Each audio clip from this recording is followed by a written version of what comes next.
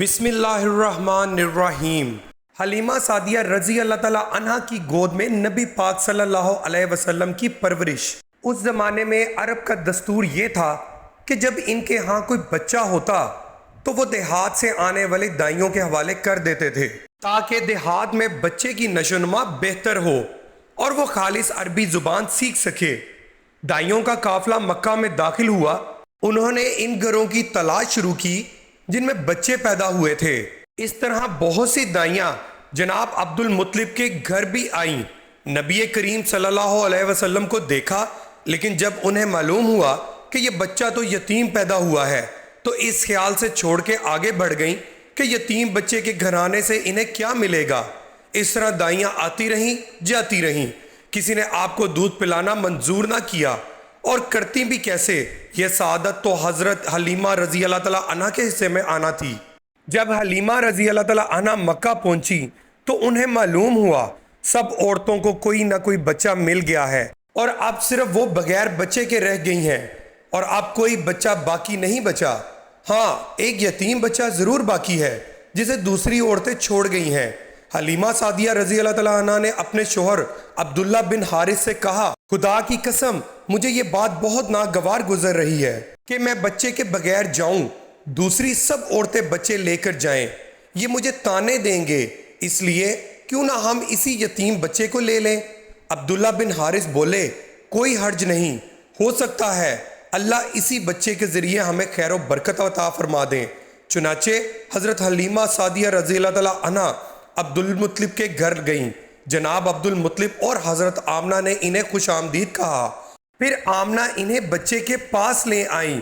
آپ اس وقت ایک اونی چادر میں لپٹے ہوئے تھے، وہ چادر سفید رنگ کی تھی، آپ کے نیچے ایک سبز رنگ کا ریشمی کپڑا تھا، آپ سیدھے لیٹے ہوئے تھے، آپ کے سانس کی آواز کے ساتھ مشک کی سی خوشبو نکل کر پھیل رہی تھی۔ حلیمہ سعدیہ رضی اللہ تعالیٰ عنہ آپ کے حسن و جمال کو دیکھ کر حیرت زدہ رہ گئیں۔ آپ اس وقت سوئے ہوئے تھے، انہوں نے جگانا مناسب نہ سمجھا، لیکن جو ہی انہوں نے پیار سے اپنا ہاتھ آپ کے سینے پر رکھا، آپ مسکرا دیے، آنکھیں کھول کر ان کی طرف دیکھنے لگے۔ حضرت حلیمہ سعدیہ رضی اللہ تعالیٰ عنہ فرماتی ہیں، میں نے دیکھا آپ کی آنکھوں میں ایک نور نکلا جو آسمان تک پہنچ گیا۔ میں نے آپ کو گود میں اٹھا کر آپ کی دونوں آنکھوں کے درمیانی جگہ پر پیار کیا۔ پھر میں نے آپ کی والدہ اور عبد المطلب سے اجازت چاہی، بچے کے لیے قافلے میں آئی، میں نے آپ کو دودھ پلانے کے لیے گود میں لٹایا تو آپ دائیں طرف سے دودھ پینے لگے۔ پہلے میں نے بائیں طرف سے دودھ پلانا چاہا، لیکن آپ نے اس طرف سے دودھ نہ پیا، دائیں طرف سے آپ فوراً دودھ پینے لگے۔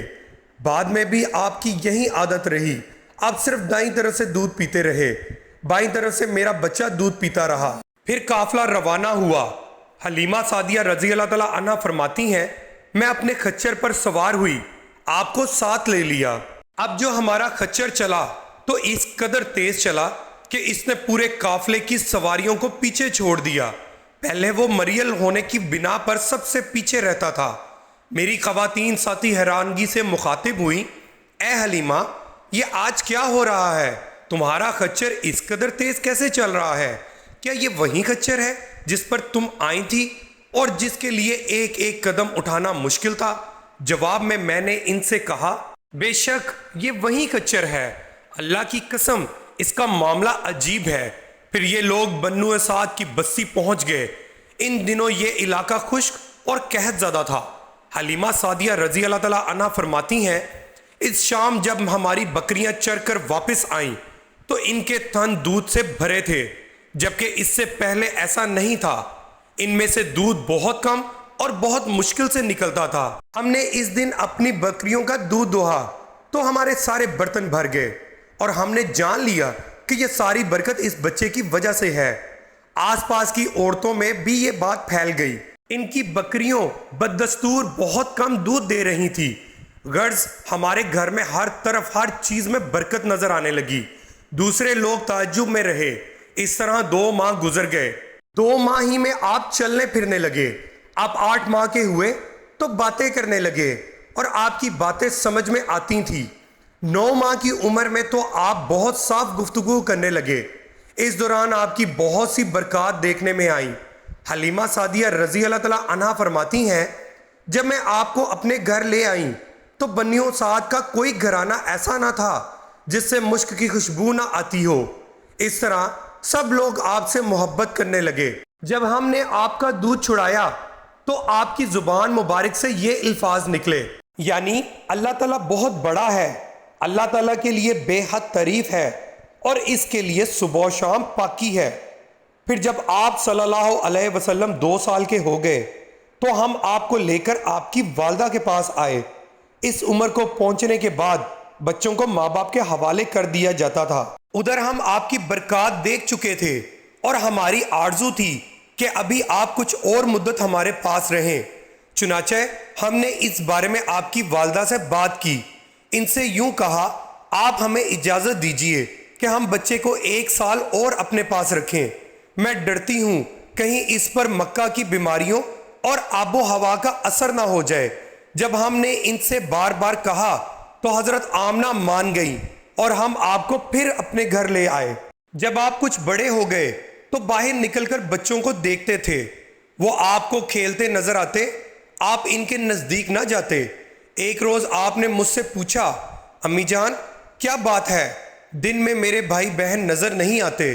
آپ اپنے دودھ شریک بھائی عبداللہ اور بہنوں انیسہ اور شیمہ کے بارے میں پوچھ رہے تھے۔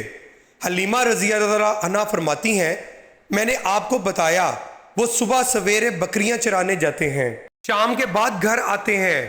یہ جان کر آپ نے فرمایا تب مجھے بھی ان کے ساتھ بھیج دیا کریں۔ اس کے بعد آپ اپنے بھائی بہنوں کے ساتھ جانے لگے۔ آپ خوش خوش جاتے اور واپس آتے۔ ایسے میں ایک دن میرے بچے خوف زدہ انداز میں دوڑتے ہوئے آئے اور گھبرا کر بولے امی جان جلدی چلیے ورنہ بھائی محمد صلی اللہ علیہ وسلم ختم ہو جائیں گے۔ یہ سن کر ہمارے تو ہوش اڑ گئے۔ دوڑ کر وہاں پہنچے، ہم نے آپ کو دیکھا، آپ کھڑے ہوئے تھے، رنگ اڑا ہوا تھا، چہرے پر زردی چھائی ہوئی تھی، اور یہ اس لیے نہیں تھا کہ آپ کو سینہ چاک کیے جانے سے کوئی تکلیف ہوئی تھی، بلکہ ان فرشتوں کو دیکھ کر آپ کی حالت ہوئی تھی۔ حلیمہ سعدیہ رضی اللہ تعالیٰ عنہا فرماتی ہیں ہم نے آپ سے پوچھا کیا ہوا تھا؟ آپ نے بتایا میرے پاس 2 آدمی آئے تھے، وہ سفید کپڑے پہنے ہوئے تھے، وہ دونوں حضرت جبرائیل اور حضرت میکائیل تھے۔ ان دونوں میں سے ایک نے کہا کیا یہ وہی ہے؟ دوسرے نے جواب دیا ہاں یہ وہی ہے۔ پھر وہ دونوں میرے قریب آئے، مجھے پکڑا اور لٹا دیا۔ اس کے بعد انہوں نے میرا پیٹ چاک کیا اور اس میں سے کوئی چیز تلاش کرنے لگے۔ آخر انہیں وہ چیز مل گئی اور انہوں نے اسے باہر نکال کر پھینک دیا۔ میں نہیں جانتا وہ کیا چیز تھی۔ اس چیز کے بارے میں دوسری روایات میں یہ وضاحت ملتی ہے کہ وہ سیاہ رنگ کا ایک دانہ سا تھا۔ یہ انسان کے جسم میں شیطان کا گھر ہوتا ہے اور شیطان انسان کے بدن میں یہیں سے اثرات ڈالتا ہے۔ حلیمہ سعدیہ رضی اللہ تعالیٰ عنہا فرماتی ہیں پھر ہم آپ کو گھر لے آئے۔